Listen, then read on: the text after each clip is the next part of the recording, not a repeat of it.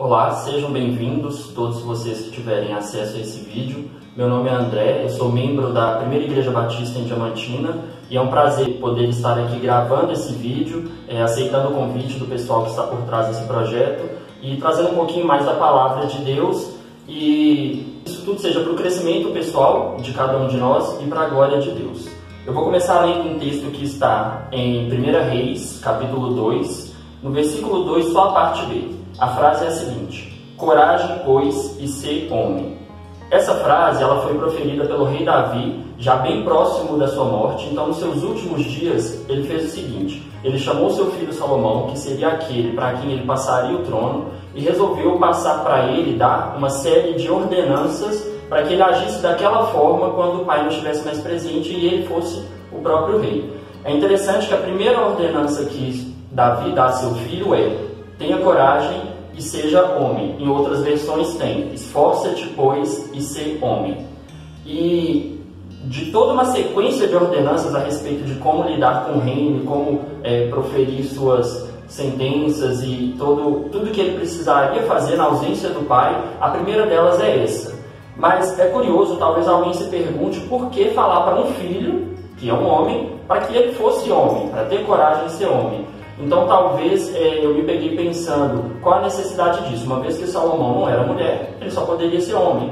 Seria mais ou menos o equivalente a dizer para um pássaro para ser pássaro, né? Quando ele nasceu, seus pais, eles viram ali um menino, portanto eles esperavam que ao longo da sua vida o próprio corpo dele o transformaria naturalmente num homem. Então não haveria mistério. Entretanto, o que o rei Davi fala ali não é no aspecto biológico da coisa. O que ele está falando é a respeito das tomadas de decisões que Salomão teria, dos seus aspectos de vida, do seu caráter, de toda a esfera que girasse em torno da sua vida e do seu reinado. É como Ben Kinshaw falou no prefácio do livro Homem ao Máximo.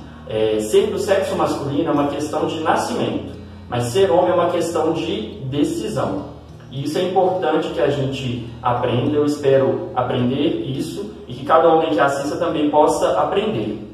Eu gostaria de deixar 3 sugestões de decisões que nós precisamos tomar e que sejam diárias, para que dessa forma nós atinjamos o patamar de homem conforme Deus quer que nós sejamos. Portanto, o primeiro deles é ser submisso e comprometido com a palavra de Deus. Dessa forma, sendo comprometido, nós temos uma proporção de erros diminuída, nós temos menores chances de ter que arcar com consequências de decisões ruins. A palavra comprometimento faz pensar em aliança. Deus é um Deus de aliança. Desde o início de Gênesis nós conseguimos ver isso. Ele fez isso com Abraão, com Isaac, Jacó, tantos outros. E nós, como imagem e semelhança do Senhor, temos que ser da mesma forma. Atualmente, às vezes, a gente tem problema com isso. Os homens mais antigos, uma vez que era dada a palavra deles, eles se empenhavam em cumprir. Era uma honra para eles cumprir a palavra, não porque alguém esperava por isso, mas porque eles tinham dado a palavra. Já hoje em dia, às vezes, a palavra tem que ser registrada em cartório, tem que ser assinada por testemunhas, e mesmo assim pode ocorrer de ter um problema no cumprimento daquela palavra que foi dada. E com isso, às vezes, casamentos são prejudicados, a palavra que é dada aos filhos, às vezes, não é cumprida. O que acontece? Esses filhos começam a perder a fé no próprio pai. Isso tudo é um problema. Então, nós temos que buscar sempre isso. No versículo 3 desse texto, o rei Davi continua falando com seu filho Salomão: para guardar os preceitos do Senhor, seguir pelos seus caminhos, guardar os seus estatutos, seus mandamentos, seus juízos, seus testemunhos, conforme estava na lei, que é a palavra de Deus. Então isso também foi algo que Davi disse a Salomão, para que ele se empenhasse e se comprometesse com a palavra de Deus. A segunda decisão que eu gostaria que todos nós, homens, tomássemos é a de ter uma vida de oração e intimidade com Deus. Por quê? Se na primeira decisão a ser tomada que eu sugeri, nós temos que ter comprometimento com a palavra de Deus, é nele, através de oração, de súplicas, de pedir a misericórdia dele, que nós vamos conseguir a força para tomar as atitudes necessárias e seguir os mandamentos da Bíblia. Porque por nós mesmos nós não conseguiríamos fazer, não teríamos a força necessária. Mas é em Deus que nós conseguimos pedir isso. Uma outra questão que eu acho importante salientar é que, como o homem é o sacerdote de sua casa, cabe a ele principalmente levar todas as questões, as necessidades, os problemas da sua família, esposa e filhos diante de Deus. Esse é o papel do sacerdote do lar. Se esse homem não tem uma vida de oração, então essa função, que é primordial, ela vai ficar defasada. E isso seria muito grave para uma vida familiar. A terceira decisão que eu gostaria de deixar é a de nós nos empenharmos e sermos corajosos, conforme Davi disse, em contra-atacar os ataques que o sistema tem imposto sobre, principalmente, a família e a igreja. Por quê?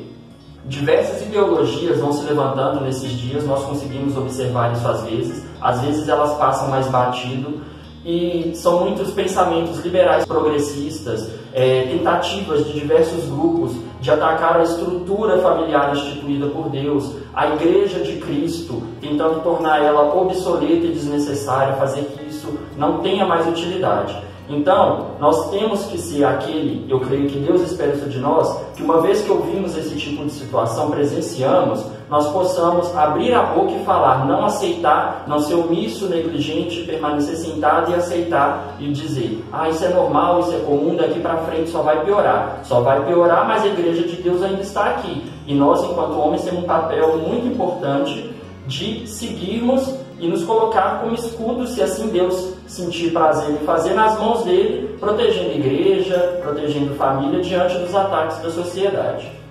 É importante também a gente salientar que 1 Coríntios traz que nós deixamos para trás as coisas de meninos, a maneira de pensar de meninos, as ações que eram de meninos, e agora nós devemos agir como homem. Ainda sobre esse terceiro tópico, essa terceira decisão que eu propus aqui, a de contra-atacar o que o sistema tenta impor, eu gostaria de ler Juízes 7, versículo 3, que diz: quem for tímido e medroso, volte e retire-se. E também Deuteronômio, capítulo 20, versículo 8, em que o Senhor fala: qual homem medroso e de coração tímido? Vá, torne-se para casa, para que o coração dos seus irmãos se não derreta como o seu coração. Em Juízes, o contexto é Gideão com o seu exército formado para atacar os midianitas, e o Senhor manda com que ele propusesse para aqueles que se sentissem tímidos e medrosos que retornassem para casa.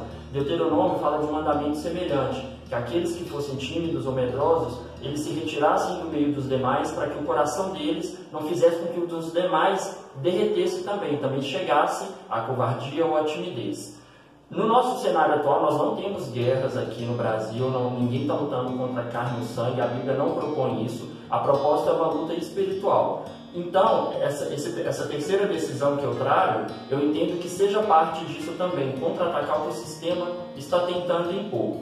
Dessa forma, aqueles dentre nós que se decidirem por ter coragem, por se esforçar, porque não é fácil, ir à frente, falar e debater contra as decisões tomadas pelo sistema, esses devem se agrupar e se incentivar a fazer isso sempre. Aqueles, porém, que tiverem esse conhecimento, que entenderem isso como necessário e como verdade, mas preferirem não tomar essas decisões, que eles não atrapalhem os que querem, não desmotivem, não falem mal da família, da igreja, não tentem fazer com que o coração desses corajosos se derreta e, portanto, eles percam essa chance de lutarem por esse ideal de Deus.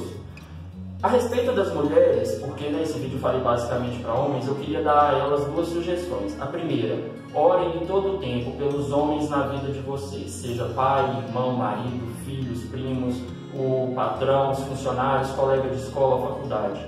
Porque, mesmo que algumas não concordem, ser homem não é fácil, muito menos no formato certo e idealizado por Deus. Então orem, cubra-nos de oração o tempo todo.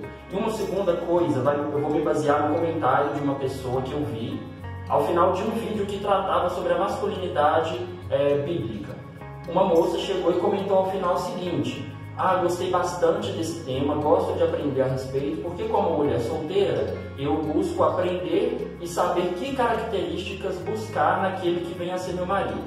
Com isso, com essa fala dela, eu gostaria de sugerir para solteiras em especial, que vocês saibam também quais são os critérios, qual é o modelo que Deus pretende imprimir na vida de cada homem, nos homens da igreja, principalmente tomando como exemplo Jesus, que é o maior exemplo nosso para os homens, que que você se baseie nele, mulheres, para ver a semelhança dele com os homens ao seu redor. Dessa forma, quando vocês buscarem ali dar uma peneirada nas suas opções, nos pretendentes, como queiram chamar, vocês vão ter a probabilidade de uma decisão mais acertada naquele que Deus possa querer para a vida de vocês. E isso é muito importante. Não quero dizer de forma nenhuma que uma vez que uma mulher sofre na mão de algum homem, que ela buscou por aquilo. Entretanto, estar atenta a essas coisas no início de um relacionamento, no meio de uma amizade, ajuda a perceber, desde que vocês peçam inteligência, sabedoria a Deus, alguns sinais de agressão, de falta de gentileza, de egoísmo e por aí vai, que pode fazer disso um casamento infeliz. E vocês poderiam